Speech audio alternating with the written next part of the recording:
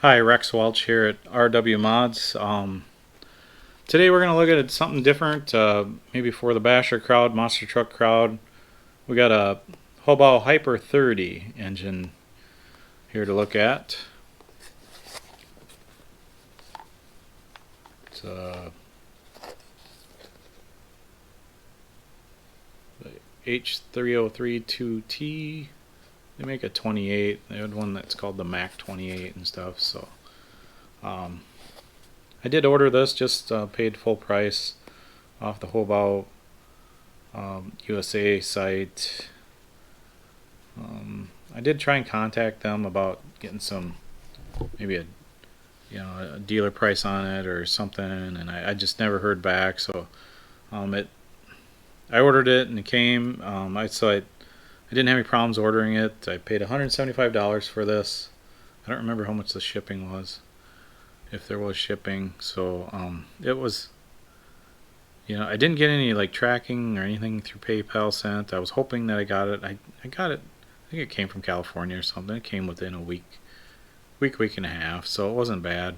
I kind of thought at one point I hadn't heard, and maybe they were out of stock and just taking orders. I don't know, but it actually came in a decent amount of time. So let's dig into this box here, see what's inside.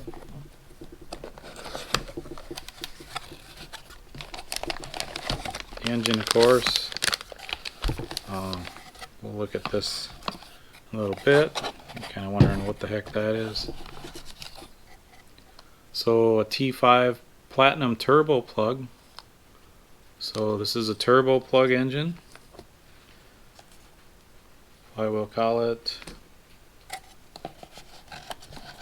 We got exploded view. No instructions or anything, but we have an exploded view if you need some parts to order and stuff down the road. So let's look at the engine here.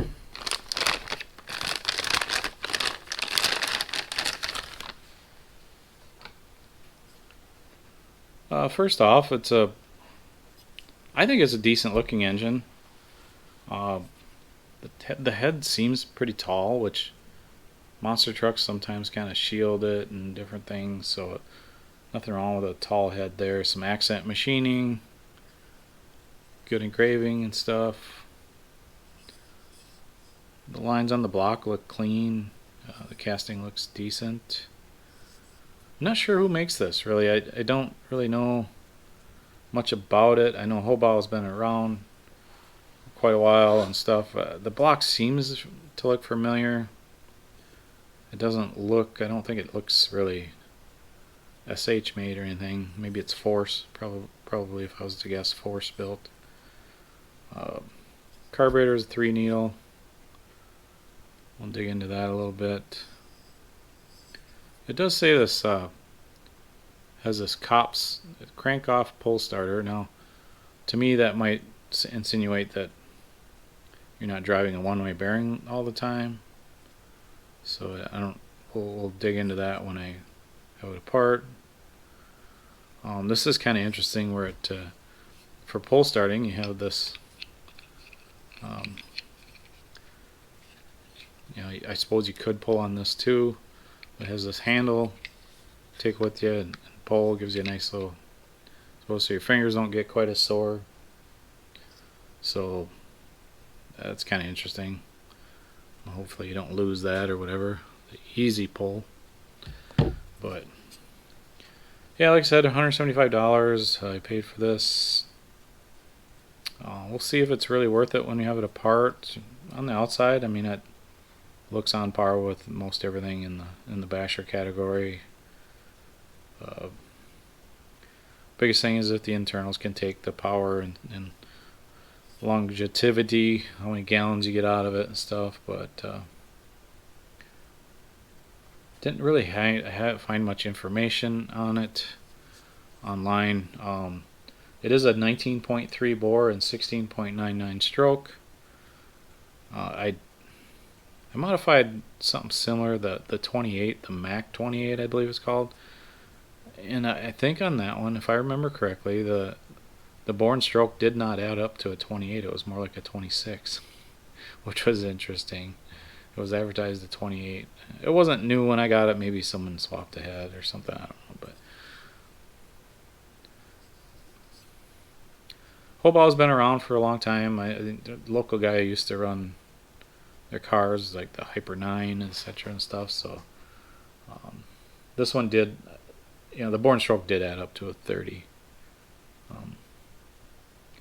So this is the correct bore and stroke. So let's take this thing apart. Okay, so we got this Hobao Hyper 30 apart. I did have a heck of a time getting the piston rod off the crank in the block. It's a pretty snug fit, almost a little too snug there. But when the crank and stuff's in the block, you have to slide. The piston's a really good size, and you have to slide the rod off the crank down in there. And I had to use my tool I made a few years ago to get that, because it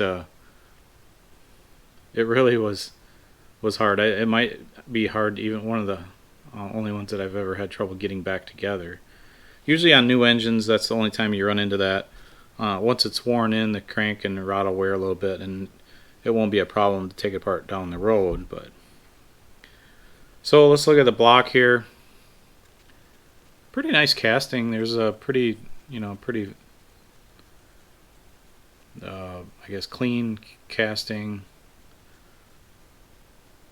Steel rear bearing, single sealed front bearing.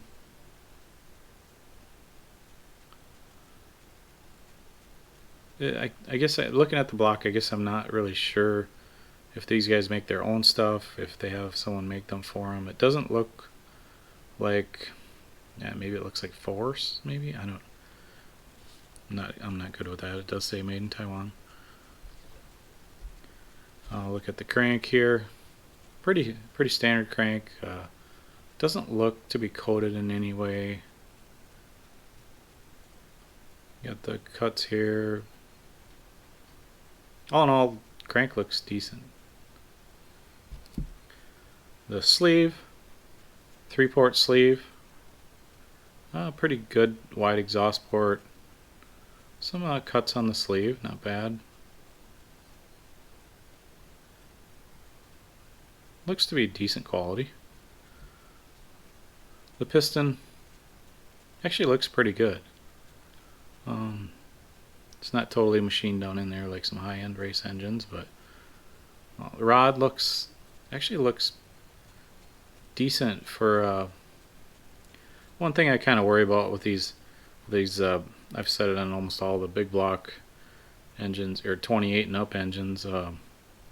When you have a big piston, it's heavier, and at 30,000 RPM, that's just more mass going up and down. It's harder on the rods. Plus, you're making more power. That's more firing power. It's a bigger piston. It's making more power. It's more stress on the rod.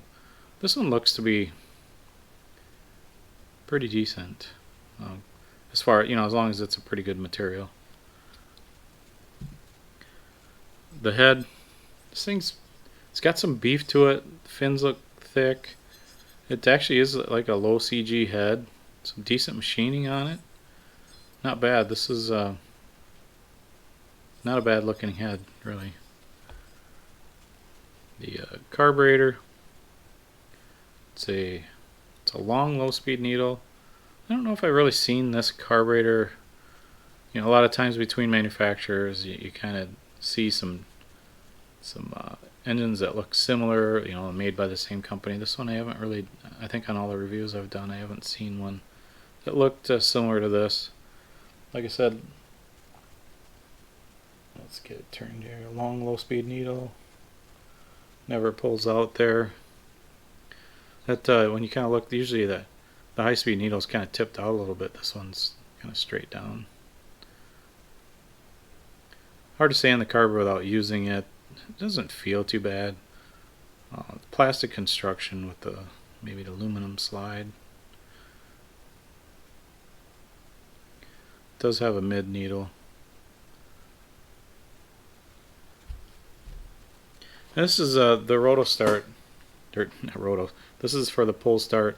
It's a little different than some other engines we've seen, where just that pin sticking out drives pin goes up against the pin there. I don't. They're crank off pull starter. I guess I'm not really sure. The cops. Not really sure. I mean, with the crank spinning, this still needs to spin.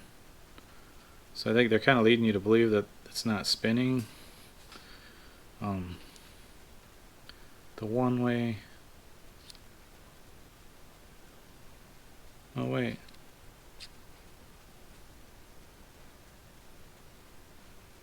Okay, so this engages. Scratch what I said earlier. So I wasn't. So yeah, this isn't. That is correct. The crank off pull starter. It's engaging with that. But only when it's. See it as you pull it, pushes out, goes up against, spins it, and then it goes back. So essentially, it's not spinning this while the engine's spinning. So that does make sense there. Pretty good. One thing that kind of gets me, I guess I have to just sit down and put it back together and see, like, so you have the rod on here.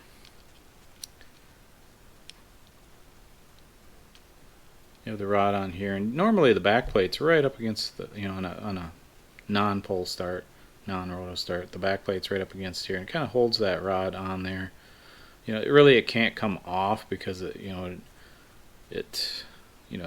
sleeve's holding it, but you got a little put of play. So if this essentially goes like this, say it's back here and it's not spinning on it, and then only engages. Really nothing's holding that rod on there, which I've seen these engines around. It's not like they're they're messing up and they're wrecking internals or anything, so it must work. It's just kind of interesting design. I do like the design that it's not creating drag by having this spin all the time, but interesting. I guess I didn't think about that till I just set it apart here. But interesting design. The only thing is I kind of wonder if that rod's going to wander off a little bit once in a while. It's not going to come off, but it could essentially move a little bit out, half millimeter or something. It's possible anyways. I'd have to, when I get it back together, I'll look into that a little bit. All in all, the quality looks, I would say, the biggest competition to this would be the LRP 32, the Dynamite 28, some of that stuff, the SH built stuff. This, I would compare this, pretty much. There is some positives.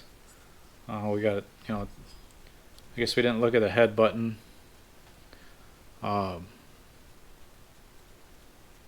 Pretty decent looking head button. It is a smaller diameter head button, kind of like OS uses. Not a really a positive or negative there. It's just a different style. One thing, some of the Dynamites or whatever, I'm not sure which models and all that. Some might use a standard plug versus a turbo. So this one's got a little positive there. I believe this crank, I think it's pretty hard. The Dynamite and SH are pretty decent too.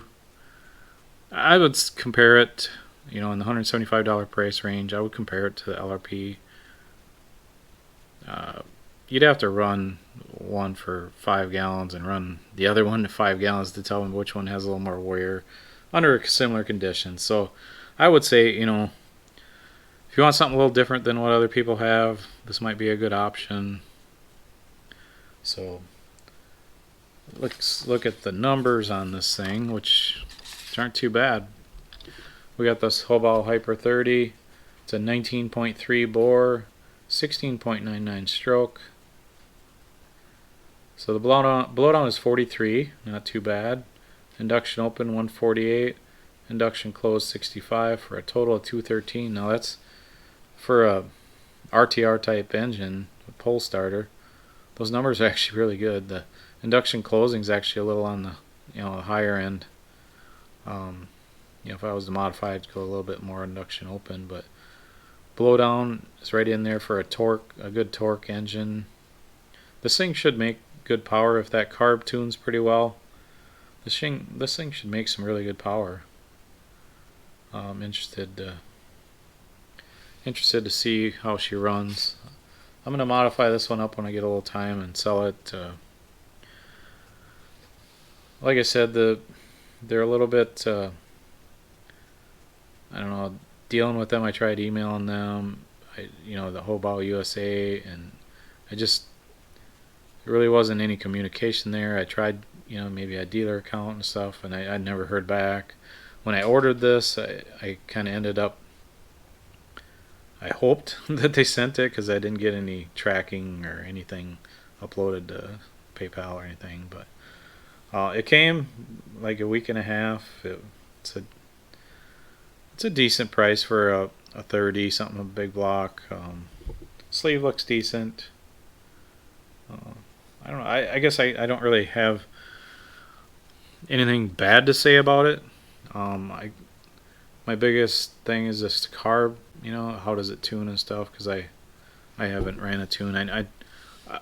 I guarantee it's probably better than the LRP carb, because I did break in a LRP for a guy that I modified, and I did not like the way the LRP tuned. So this carb might be an upgrade from the LRP.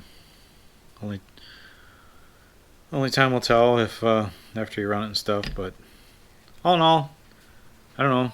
It's a decent engine. You want to try something different, something else that you're going to get out of stock or whatever. It doesn't look like junk. Looks decent quality if you're looking for a pull start. It's also available in non-pull start. So that's about it on this Hyper 30. Thanks for watching.